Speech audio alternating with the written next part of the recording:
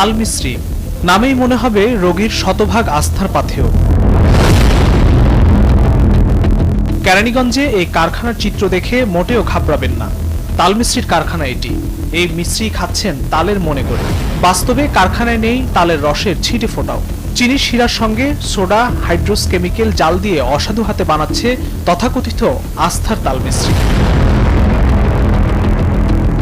এইসব তাল মিস্ত্রি শক্ত করতে রাখা হচ্ছে নোংরা পরিবেশে। এরপর নোংরা পরিবেশে কষায়ের চাপাতিতে নিদারুণ কাটাকাটিতে তৈরি হচ্ছে তাল মিস্ত্রির টুকরো। তাতেও স্বাস্থ্যের কোনো চিহ্নই নেই। এটা মানে তালের রস না, চিনি আর পানি আর সোডা, তালের রস নেই নামে তাল মিস্ত্রি 2 নম্বর বানাইছে। এসবই প্যাকেটজাত করে ছড়াচ্ছে সারা দেশে। তাল মিস্ত্রির এই কোম্পানিটি নিয়ে এর আগেও একাধিকবার সংবাদ প্রচার করলেও বছর বছর কেবল কারখানা স্থানান্তর হয়। তবুও সবকিছু রয়ে যায় কর্তৃপক্ষের নজরদারির বাইরে। তালের রসের তৈরি ভেবে রোগী এবং শিশুদের আপনারা যে তাল মিস্ত্রি খাওয়ান, সেই তাল মিস্ত্রি কারখানায় তৈরি করা হচ্ছে হাইড্রোসের সঙ্গে নানান কেমিক্যাল, ফ্লেভার আর চিনির শিরা দিয়ে। ভেজালযুক্ত এসব তাল মিস্ত্রি সহ্য করতে পারবেন তো আমাদের ভোক্তারা? হাইড্রোস দিয়ে তাল মিস্ত্রি বানায় দিয়ে আমের জুস মনে করে ছোট্ট সোনামণিদের শখ করেই আপনারা দোকান থেকে কিনে খাওয়ান এই জুস। দেখুন সেটি তৈরির নিদারুণ পরিবেশ। আম বা তার ছিটে ফোটাও নেই কারখানাটিতে। তবুও আমের জুস বলে বাজারজাত করতে তৈরি এই কারখানার পণ্য। এই জুস তৈরির রসদ, রং, কেমিক্যাল, আমের কৃত্রিম ফ্লেভার আর পানি, এতেই হয়ে গেল তথাকথিত ম্যাঙ্গো ফ্রুট ড্রিঙ্কস। প্রতারণার মাত্রা ছাড়িয়ে কারখানাটি আবার পচা দুর্গন্ধযুক্ত কেমিক্যালে জুস তৈরি করছে।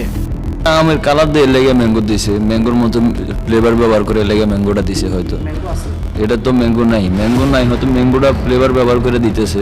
পরে তথাকথিত এই ম্যাঙ্গো ফ্রুট ড্রিঙ্কস চকচকে বাহারি মোড়কে প্যাকেটজাত করে ছড়িয়ে দেওয়া হচ্ছে সারা দেশে। সরকারি কোনো দপ্তরের ছাড়পত্র ছাড়া নিজের খেয়াল খুশি মতোই পণ্য বানাচ্ছে কোম্পানিটি। দেখে মনে হবে তদারকির যেন কেউ নেই। এসব অসাধু কোম্পানির লাইসেন্স প্রদান, নবায়ন ও তদারকি প্রক্রিয়া আরো কঠোর করার আহ্বান বিশেষজ্ঞদের। এই যে ভেজাল খেয়ে খেয়ে আমাদের শরীরের অবস্থা তো আসলে খারাপের দিকেই যাচ্ছে। প্রথমত ভেজাল খেলে প্রথমত আক্রান্ত কিন্তু পেট, আমরা খাচ্ছি তো যাচ্ছে তো পেটে, স্টমাকে। হার্ট ক্ষতিগ্রস্ত হয়, লাং ক্ষতিগ্রস্ত হয়, ব্রেন ক্ষতিগ্রস্ত হয়। তারপরে বোন মেরো বলি আমরা, বোন মেরো সাপ্রেশনে রক্ত শূন্যতা দেখা দেয়, এগুলো হতেই পারে আর কি। হার্টবিতে প্রবলেম হয়। সবচেয়ে ডেঞ্জারাস হলো গর্ভবতী মা যদি খায়, তার গর্ভস্থ যে বাচ্চা, তারও তো ক্ষতি হয়। বাচ্চাটা হয়তো প্রিমেচিউর হয়, হাবাগোবা হয়, ডেলিভারি হয়তো সময় মতো না আগে, এরকম ঘটনা ঘটতেই পারে।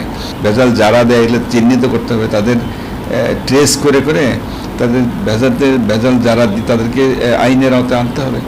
আইন শুধু আমরা কাগজে কলমে বিচার, কিন্তু আইনে আছে অনেক, কিন্তু এটা বাস্তব প্রয়োগ তো অনেক ক্ষেত্রে তো নাই। সুতরাং তাদেরকে চিহ্নিত করতে হবে, তাদেরকে আইনের আওতায় আনতে হবে, তাদেরকে শাস্তি দিতে হবে।